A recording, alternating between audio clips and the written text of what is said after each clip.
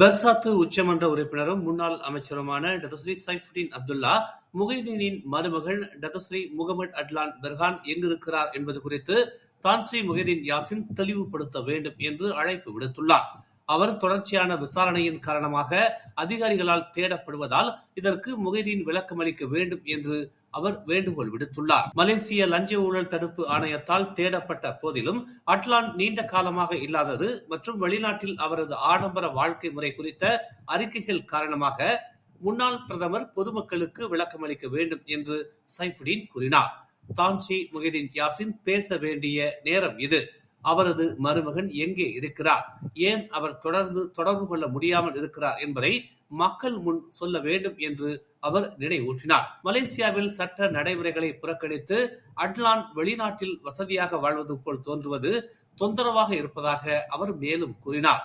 அவரது வெளிநாட்டு பயணங்கள், விலை உயர்ந்த இடங்களில் உணவருந்துதல், நிகழ்வுகளில் கலந்து கொள்வது பற்றிய படங்களும் விவரங்களும் இப்போது பரவலாக பரவி வருகின்றன. கேள்வி எளிமையானது. அவரிடம் மறைக்க எதுவும் இல்லை என்றால் ஏன் முன்வரக்கூடாது என்று சைஃபுடின் தெரிவித்தார். அத்தகைய நடத்தை சந்தேகங்களை எழுப்புகிறது என்றும் அவர் கூறினார். பெர்சாத்து உறுப்பினர்கள் முகைதீனுடன் அனுதாபம் கொண்டிருந்தாலும் கட்சியின் பிம்பத்தை சேற்றில் இழுத்துச் செல்லும் அபாயம் உள்ளதால் இப்பிரச்சனை உடனடியாக தீர்க்கப்பட வேண்டும் என்று சைஃபுடின் கூறினார். அமெரிக்க அதிபர் டொனால்டு டிரம்ப் வரும் அக்டோபர் 26ஆம் தேதி முதல் 27ஆம் தேதி வரை மலேசியாவிற்கு அதிகாரப்பூர்வ விஜயம் மேற்கொள்கிறார் என்று விஸ்மா புத்ரா இன்று அதிகாரப்பூர்வமாக அறிவித்துள்ளது. ஆசியான் 2025 தலைவராக பிரதமர் டத்தஸ்ரீ அன்வார் இப்ராஹிமின் அழைப்பின் பேரில் அமெரிக்க அதிபர் விஜயம் செய்வதாக தெரிவிக்கப்பட்டுள்ளது. கடந்த ஜனவரியில் அமெரிக்காவின் 47வது அதிபராக பதவியேற்ற பிறகு தென்கிழக்கு ஆசிய பிராந்தியத்திற்கு டிரம்ப் மேற்கொள்ளும் முதல் விஜயம் இது என்று அமைச்சு தெரிவித்துள்ளது. இந்த விஜயத்தின் போது அன்வாரும் டிரம்பும் அக்டோபர் 26ஆம் தேதி இருதரப்பு சந்திப்பை நடத்த உள்ளனர். மலேசியா அமெரிக்கா விரிவான கூட்டாண்மைக்கு ஏற்ப வர்த்தகம் மற்றும் முதலீடு, பாதுகாப்பு ஆகிய துறைகளில் ஒத்துழைப்பை வலுப்படுத்துவதற்கான முயற்சிகள் குறித்து இரு நாட்டு தலைவர்களும் விவாதிப்பார்கள் என்று அந்த அறிக்கையில் குறிப்பிடப்பட்டுள்ளது. அமெரிக்க தூதரகத்திற்கு முன் நேற்று நடைபெற்ற போராட்டத்தின் போது தூதரக ஊழியர்களிடம் ஒப்படைக்க முயன்ற கட்சியின் குறிப்பாணையை அமெரிக்க தூதரகம் ஏற்க மறுத்தது அதன் பயத்தை காட்டுகிறது என்று தூதரகத்திற்கு வெளியே நடந்த போராட்டத்திற்கு பிறகு ஒரு செய்தியாளர் கூட்டத்தில் பேசிய அஃப்னான் தெரிவித்தார். குறிப்பாணையை பெற ஒரு அதிகாரி கூட வெளியே வர துணியவில்லை என்று அவர் தெரிவித்தார். ஒரு துண்டு காகிதத்தை ஏற்க பயப்படும் அமெரிக்க தூதரகத்தின் பயத்தின் அடையாளமாக நாங்கள் இதனை கருதுகிறோம் என்று அவர் கூறினார். பாலஸ்தீனத்தில் இனப்படுகொலைக்கு எதிராக ஒன்றுபடும் நாடுகளின் எண்ணிக்கை அதிகரித்து வருவதை கண்டு அமெரிக்க அதிகாரிகள் பயப்படுவதாகவும் அஃப்னான் தெரிவித்தார். 47வது ஆசியான் உச்சி மாநாட்டிற்காக ஞாயிற்றுக்கிழமை அமெரிக்க அதிபர் டொனால்டு டிரம்ப் மலேசியாவிற்கு வருகை தர உள்ள நிலையில் போராட்டத்தில் 700 பேர் கலந்து கொண்டதாக மதிப்பிடப்பட்டுள்ளது. பெடரல் ரிசர்வ் யூனிட் உட்பட பலத்த போலீஸ் பாதுகாப்புக்கு மத்தியில் போராட்டக்காரர்கள் டொனால்டு டிரம்பை நிராகரி என்றும் வீட்டிற்கு செல்லுங்கள் என்றும் கூறும் பதாகைகளை ஏந்தி சென்றனர். பாலஸ்தீன கொடிகளை ஏந்திய பலர் உட்பட பங்கேற்பாளர்கள் ஹஸ்புல்லா வாழ்க மற்றும் ஹமாஸ் வாழ்க என்று கோஷமிட்டனர். இஸ்ரேலுக்கு அமெரிக்கா அளித்த ஆதரவு மற்றும் போர் நிறுத்த ஒப்பந்தத்தை மீறினால் ஹமாஸை அழிப்பேன் என்ற டிரம்பின் எச்சரிக்கையில் இருந்து அவர்களின் அதிருப்தி எழுந்ததாக அஃப்னான் கூறினார். அக்டோபர் 26ஆம் தேதி டிரம்ப் கோலாலம்பூருக்கு வரும் நாளில் திட்டமிடப்பட்டுள்ள அடுத்த போராட்டத்தில் பாஸ் இணையும் என்றும் அவர் கூறினார். கடந்த சனிக்கிழமை கம்போங் செகோலா ஜூருவில் உள்ள ஒரு வீட்டில் 51 வயது பெண் மற்றும் அவரது 11 வயது மகள் கொலை செய்யப்பட்ட சம்பவம் தொடர்பான விசாரணைகளுக்கு உதவுவதற்காக 3 வெளிநாட்டு ஆடவர்களை போலீசார் கைது செய்தனர். சந்தேக நபர்களில் இருவர் கெடாவின் கூலிமில் கைது செய்யப்பட்டதாகவும் மற்றவர் ஸ்லாங்கூரில் கைது செய்யப்பட்டதாகவும் பினாங்கு காவல்துறை தலைவர் அசிசி இஸ்மாயில் பெர்னாமாவிடம் தெரிவித்துள்ளார். 30 முதல் 40 வயதுடைய மூவரும் ஒருவரை ஒருவர் அறிந்தவர்கள் என்று அவர் கூறினார். புத்ராஜயா MRT பாதையில் இன்று ரயில் சேவைகள் கைமுறையாக இயக்கப்படுவதற்கு காரணமான செயல்பாட்டு இடையூறு, தகவல் தொடர்பு மற்றும் சிக்னலிங் கேபிள்கள் திருடப்பட்டதால் ஏற்பட்டிருக்கலாம் என்று சந்தேகிக்கப்படுகிறது. பிரசாரணா மலேசியா பெர்ஹாட் குழும தலைவரும் தலைமை நிர்வாக அதிகாரியுமான அமீர் ஹம்டான் நிறுவனத்தின் தொழில்நுட்ப குழு அசல் உபகரண உற்பத்தியாளர்களின் நிபுணர்களுடன் சேர்ந்து செயல்பாடுகளை விரைவில் நிலைப்படுத்த விரிவான பழுது மற்றும் மறுசீரமைப்பு பணிகளை மேற்கொண்டு வருவதாக கூறினார். இதனிடையே MRT புத்ராஜயா பாதையில் நிலையங்களை இணைக்க 40 இலவச ஷட்டில் பேருந்துகள் வழங்கப்பட்டுள்ளதோடு 18 ரயில்கள் இயக்கப்படும் வகையில் தற்போது செயல்பாடுகள் கைமுறையாக மேற்கொள்ளப்படுகின்றன என்று அவர் கூறினார். பயணிகள் தங்கள் பயணங்களை மிகவும் திறம்பட திட்டமிட உதவும் வகையில் மறுசீரமைப்பு பணிகளின் முன்னேற்றம் குறித்த புதுப்பிப்புகளை நிறுவனம் அடுத்த 2 நாட்களில் தொடர்ந்து வழங்கும் என்று அமீர் கூறினார்.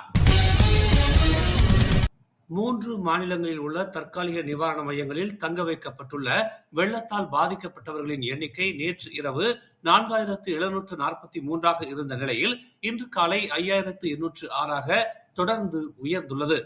பேரா மாநிலத்தில் லாரூட், மாத்தாங், செலாமா, மஞ்சுங், கிரியான் மற்றும் பேரா தெங்கா ஆகிய 4 மாவட்டங்களில் வெள்ளத்தால் பாதிக்கப்பட்டவர்களின் எண்ணிக்கை நேற்று இரவு 2806 இருந்த நிலையில் காலை 8 மணி நிலவரப்படி 2922 அதிகரித்துள்ளது. பேரா பேரிடர் மேலாண்மை குழு செயலகம் மேலும் ஒரு நிவாரண மையம் திறக்கப்பட்டுள்ளதாக தெரிவித்துள்ளது. இதன் மூலம் தற்போது அதிகரித்து வரும் வெளியேற்றப்பட்டவர்களுக்கு இடமளிக்கும் வகையில் செயல்படும் மொத்த மையங்களின் எண்ணிக்கை 26 உயர்ந்துள்ளது. பினாங்கில் வெள்ளத்தால் பாதிக்கப்பட்டவர்களின் எண்ணிக்கை நேற்று இரவு 7 நிவாரண மையங்களில் தங்க வைக்கப்பட்டுள்ள 928 இருந்து 1026 உயர்ந்துள்ளது.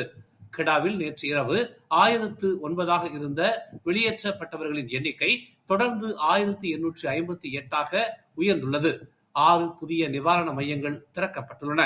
இந்நிலையில் கெடாவில் உள்ள 4 ஆறுகள் அபாய அளவை தாண்டிவிட்டதாக தெரிவிக்கப்பட்டுள்ளது.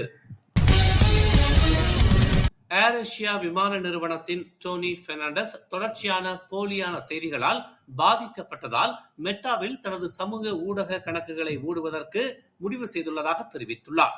நேற்று முகநூலில் ஒரு பதிவில் கேபிட்டல் ஏ தலைமை நிர்வாக அதிகாரியுமான அவர் தனது த்ரெட்ஸ் கணக்கை ஏற்கனவே மூடிவிட்டதாகவும் இன்று தனது முகநூல் கணக்கை மூடுவதாகவும் அதைத் தொடர்ந்து இன்ஸ்டாகிராம் கணக்கையும் மூடுவதாகவும் பதிவிட்டுள்ளார். தாம் பல போலி மோசடிகளுக்கு பலியாகிவிட்டதாகவும் உண்மையில் மெட்டாவால் இதையெல்லாம் நிறுத்த முடியும் என்றும் அவர் குறிப்பிட்டுள்ளார். மெட்டா தளங்களில் தொடர்ந்து வரும் போலி செய்திகளால் தாம் ஏமாற்றம் அடைந்துள்ளதாக பெர்னாண்டஸ் கூறினார். மேலும் தமக்கு எதிராக வரும் எதிர்மறையான கருத்துகள் காரணமாக தாம் அந்த கணக்குகளை மூடவில்லை என்றும் மாறாக அத்தகைய கருத்துகள் தம்மை சிறப்பாக இருக்க ஊக்குவிக்கின்றன என்றும் அவர் கூறினார். பினாங்கு, பாலிக்புலாவ் மற்றும் ரேலாவை இணைக்கும் பிரதான சாலையான ஜலான் தும் சாடன் புதிய நிலச்சரிவுகள் கண்டுபிடிக்கப்பட்டதை தொடர்ந்து மூடப்படும் என்று தெரிவிக்கப்பட்டுள்ளது. அப்பகுதிகளில் இன்று அதிகாலை முதல் நண்பகல் வரை 6 நிலச்சரிவுகள் பதிவாகி உள்ளதாக மாநில உள்கட்டமைப்பு, போக்குவரத்து மற்றும் இலக்கவியல் குழு தலைவர் ஜைரில் கீர் ஜொஹாரி தெரிவித்தார். பொதுப்பணித்துறையின் தொழில்நுட்ப குழு மேலும் விசாரணையை மேற்கொண்டு வருவதாக அவர் கூறினார். பாதுகாப்பு காரணிகள் காரணமாக இன்று மாலை 6 மணிக்கு மீண்டும் திறப்பதற்கு திட்டமிடப்பட்டிருந்த ஜலான் துன் சாடன் மறு அறிவிப்பு வரும் வரை மூடப்படும் என்று தெரிவிக்கப்பட்டுள்ளது. அனைத்து சாலை பயனர்களும் அதற்கேற்ப தங்கள் பயணங்களை திட்டமிட அறிவுறுத்தப்படுகிறார்கள் என்று ஜைரில் ஒரு அறிக்கையில் தெரிவித்தார். நேற்று தொடங்கிய சாலையை சுத்தம் செய்யும் பணி தொடர்ந்து பெய்த கனமழை காரணமாக தற்காலிகமாக நிறுத்தப்பட்டுள்ளதாக அவர் கூறினார். மலாக்கா வண்டார்பாரு சாகில் அருகே உள்ள ஜலான் மூவார் சிகாமாட்டில் நேற்று இரவு கிலோமீட்டர் 32.5 3 மோட்டார் சைக்கிள்களும் ஒரு காரும் மோதிக்கொண்ட விபத்தில் 4 பேர் பரிதாபமாக உயிரிழந்தனர். இரவு 10:20 மணி அளவில் இந்த விபத்து நிகழ்ந்ததாக தங்கா காவல்துறை தலைவர் ரோஸ்லான் தாலிப் தெரிவித்தார். இறந்தவர்கள் மோட்டார் சைக்கிள் ஓட்டுநர்கள் மற்றும் அவர்களின் பின்னால் இருந்தவர்கள் என்று தெரிவிக்கப்பட்டுள்ளது.